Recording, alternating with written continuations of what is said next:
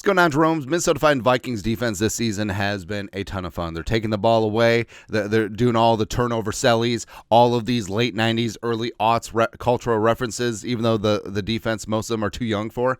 I don't know.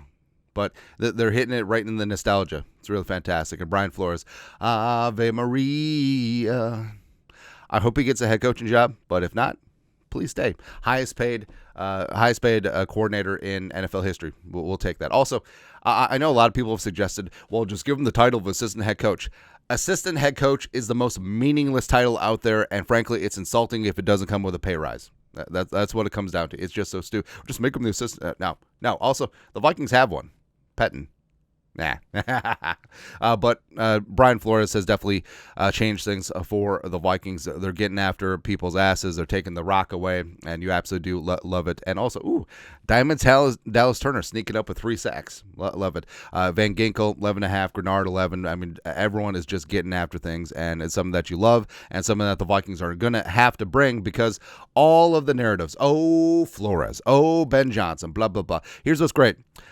Brian Flores doesn't have to flex and prove how smart he is, like some other people in this picture. It's me. Flores just cares about winning ball games, and that's what matters, man. But a lot of Vikings fans, maybe myself included, are questioning. It's like, is there a concern about the Vikings defense, especially since the Packers, when the Vikings were up 17, all of a sudden just marched down for easy 67, 62-yard touchdowns, and all of a sudden that lead eroded, but the Vikings did make plays when they needed it, mainly on offense. But overall, like, the defense this season has been pretty freaking glorious. And overall, like, black and white stats, the Vikings did hold the Packers to under 300 yards of total offense. They did take the ball away. And some of these games, you look at the Lions game where he gave up 391, a $144 on the ground, and two rushing touchdowns. You did have a scoop and score, take away from Ivan Pace Jr. in that game, noteworthy. Plus, the Vikings didn't have Blake Cashman against the Lions, so that is pretty noteworthy as well. But overall, like this defense, even though it does vacillate and go back and forth, it has been one of the best defensive units in the National Football League. Top 5, and they ain't 5.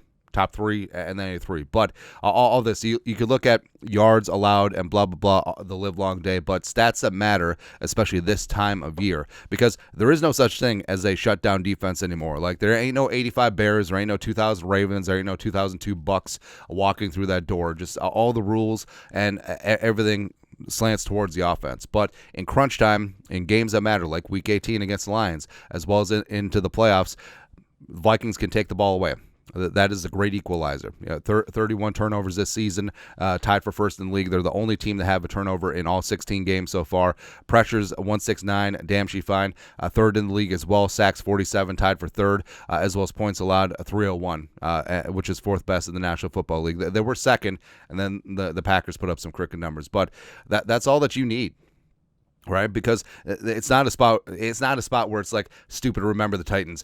I don't want them to gain another yard. It's not going to happen, right? And Kevin McConnell and Flores has talked about this too. The enemy gets a vote, right? And the other team has professional players as well. So you could talk about keep your foot on the throat and don't let up. The other team's going to adjust. You have to adjust to their adjustments, right?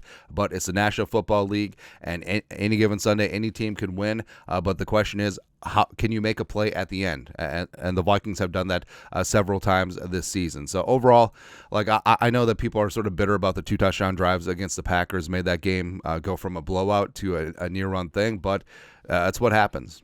And also, the Vikings defense has made plays towards the end of games when things haven't really gone their way. Notably, like that first Chicago game that went into overtime, where the Bears 11 points in whatever number of seconds, but Jonathan Grenard in overtime swinging that momentum back, and also the Vikings making plays at the end of the Cardinals game as well as at the end of the Seahawks game. So that is what matters this time of year. And defensively, I mean, the Vikings against the Lions, even though the Lions don't have knuckles, I mean, Sonic is the freaking man. Right, so you have to be concerned about that. Plus, I'm sure that Ben Johnson will try and throw a touchdown to Dan Skipper. So we have to work on our offensive tackle coverage. Cool.